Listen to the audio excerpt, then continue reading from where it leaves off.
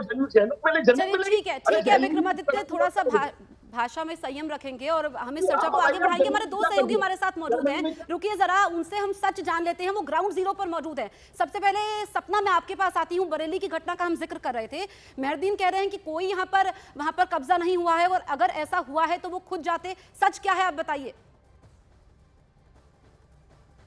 उन लोगों से मिलवा देती हूँ जिन्होंने इस बात का दावा किया है। पहले तस्वीर दिखा देती हूँ और उसके बाद मैं आपको दावा बता देती हूँ कि वो लोग क्या दावा कर रहे हैं। तो जो हमारे गेस्ट पैनल है ना, उनको अपने आप समझ आ जाएगा। पहले तो ये देखिए, ये सील कर दिया गया है। कल प्रशासन यहाँ पर आया और सील कर दिया। और वो जो ध्वज आप देख रहे हैं, जरा वही दिखाइए विशाल।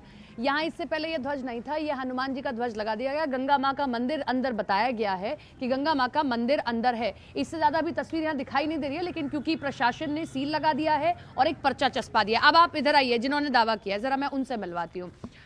क्यों दावा कर रहे हैं? इसलिए कि कभी संभल में निकला है, तो चलिए आज हम भी मौका ढूंढ लेते हैं और कर लेते हैं। ऐसा कुछ नहीं है। हाँ।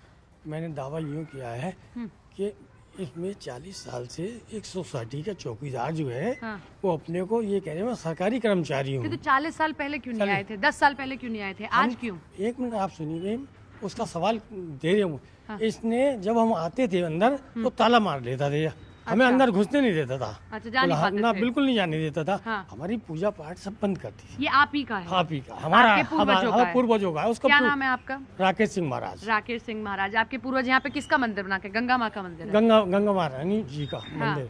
इसलिए हो रहा है कि आज संभल में निकल आया, तो चलिए आज यहाँ पर कर देते हैं। या वाकई में ठोस है कुछ यहाँ पर? और अगर था तो 10 साल पहले क्यों नहीं किया गया? ये बार बार सवाल हो रहा है। देखिए, आपको बताएं, 10 साल पहले से लगातार शिकायतें कर रहे थे, लेकिन जो पिछली सरकारें थी वो एक समाज के आगे झुक जाती थी। उनके खिलाफ कोई जी, कागज दिखाओ। हमारे पास 1905 के दस्तावेज हैं। हाँ। जिसमें ये गंगा महारानी मंदिर है। हाँ। खसरा खतौनी है। हाँ। जिसमें गंगा महारानी मंदिर दर्ज है।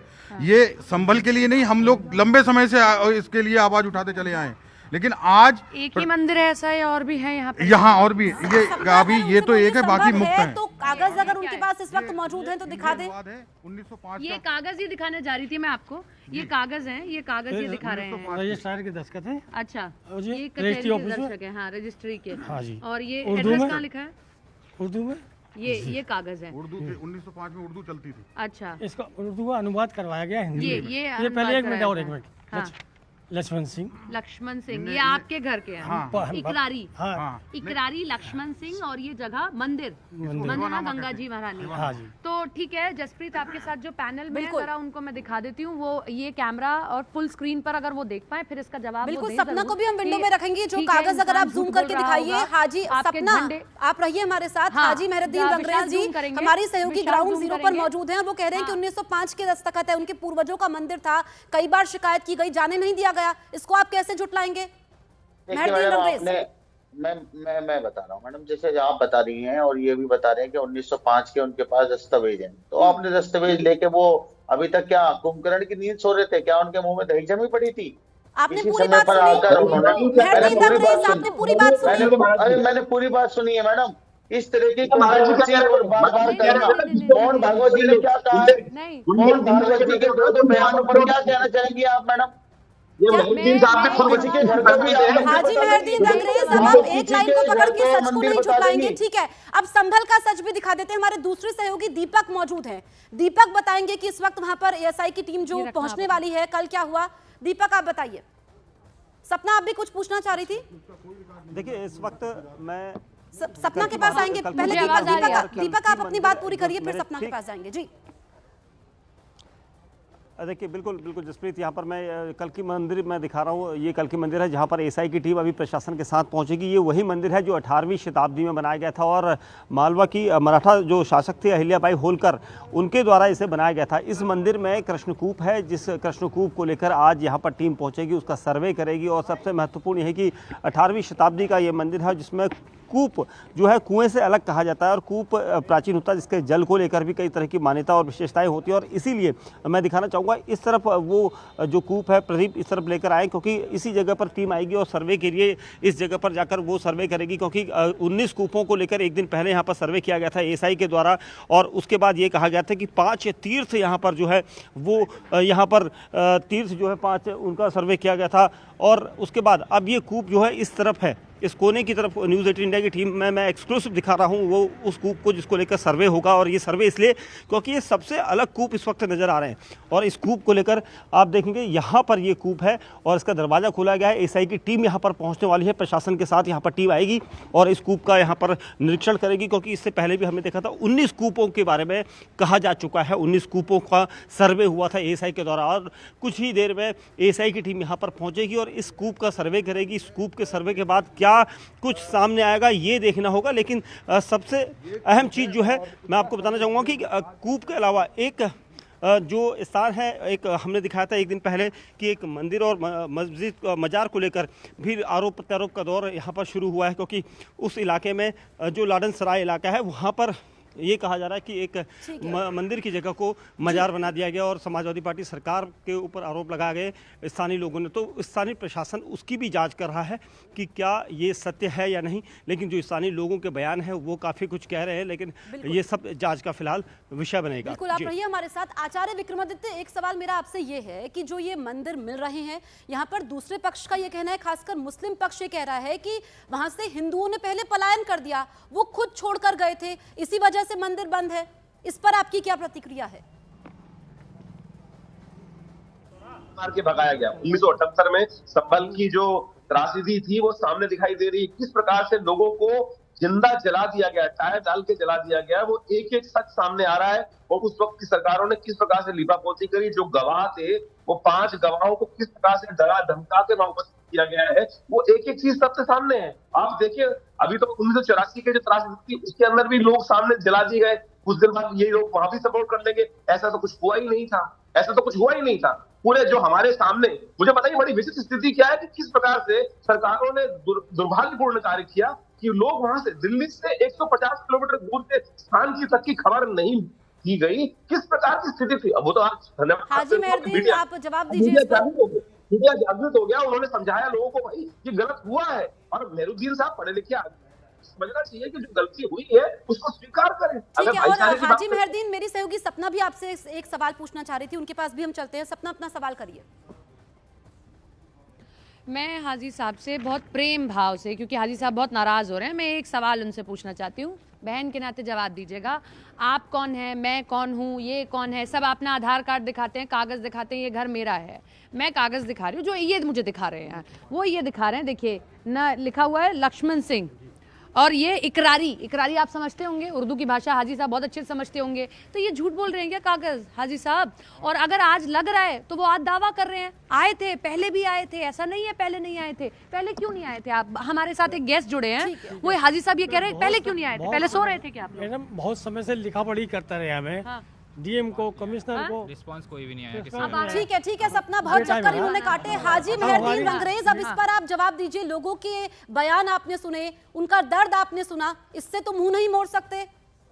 देखिए मैडम, जिस तरीके से गली गली और मोहल्लों में और जिलों में जो है मंदिर ढूंढने की जो तलाश हो रही है, ये हमें किस तरफ लेकर जाएगी, इसका तो भुगतान हमारे देश के लोगों को भुगतना पड़ेगा। जब उनके पास, आप ये बताइए, जब 1905 से उनके पास कागज हैं, तो वो अभी तक कौन सी नीति में थे जो वो गलत नहीं करे। और हमारे देश में जो न्याय प्रणाली है, न्याय के द्वारा जो है सबको इंसाफ मिलता है।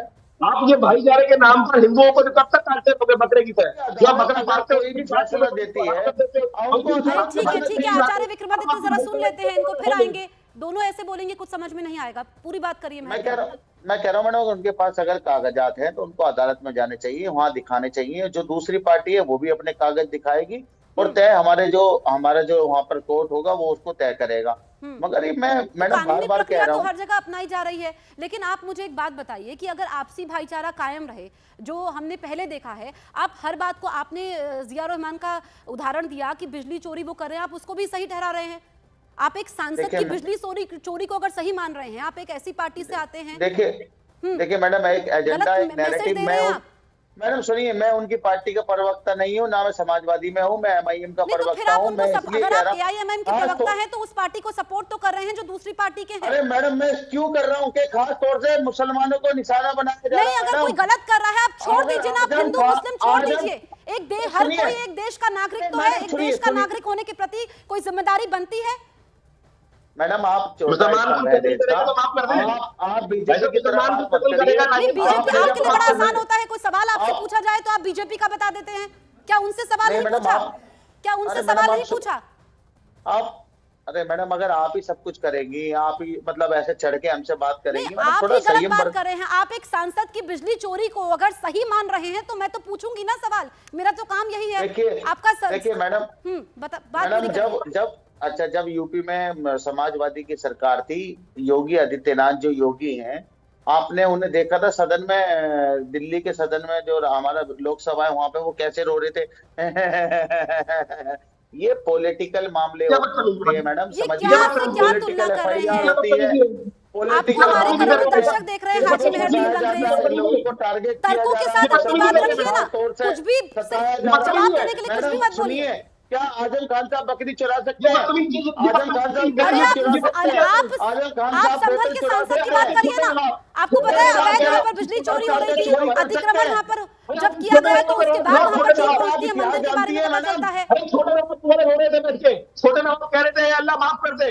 उसको छोटे नवाब को दिखाओ, वीडियो दिखाएंगे छोटे नवाब का। मैंने छोटे नवाब कह रहे थे अल्लाह जो गुस्ताखी हुई है उसको माफ कर दे। रोना वो था, छाती पीटना वो था।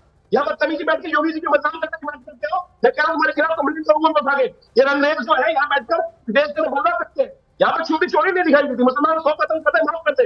ये नाजायज है। आपको जो गलत करोगे उसको अब भुगतना पड़ेगा। खिलाफ आपके खिलाफ दर्ज होंगे केस और जितनी बदतमीजी करोगे। आपकी पार्टी आपके साथ नहीं है, आपको टिकट नहीं दिया गया। आप अपनी अच्छा परिस्थिति अच्छा ठीक है। मान आचार्य विक्रमादित्य, एक सवाल मेरा आपसे ये भी है, जो खासकर मुस्लिम पक्ष कह रहा है कि क्या जरूरत है ये सब करने की? इतने सारे मंदिर तो हैं, जहां छुओ वहां भगवान है, हर जगह भगवान मुझे एक बात है। बताइए, इससे अगर माहौल आपके खराब हो पूर्वज रहा के- है, आपसी भाईचारा कायम नहीं हो रहा, ये दूसरा पक्ष कह रहा है, तो फिर जरूरत क्या है? संभल में जो दंगे 1947 हुए में उसका उदाहरण दे रहे हैं, इस पर आप क्या कहेंगे आचार्य विक्रमादित्य? मैं कह रहा हूँ 1947 में आजादी मिली इस देश के अंदर आजादी से सांस लेने की, लेकिन उसके बाद भी अगर हमें पता नहीं चला, लोगों को गाजर मूली की तरह काट दिया गया। आज उनकी आत्म शांति के लिए क्या लेकिन वो जिन इलाकों में हिंदुओं ने खुद पलायन किया, उसका क्या? खुद किया बना दिया, मार के भगा दिया, मार के भगा दिया। आज भगा रहे, दिल्ली के अंदर हो रहा है, दिल्ली के अंदर हो रहा है, सीलमपुर के अंदर हो रहा है, जहां ये रहते हैं रंगरेज साहब, वहां हिंदुओं का जीना मुश्किल हो रखा है।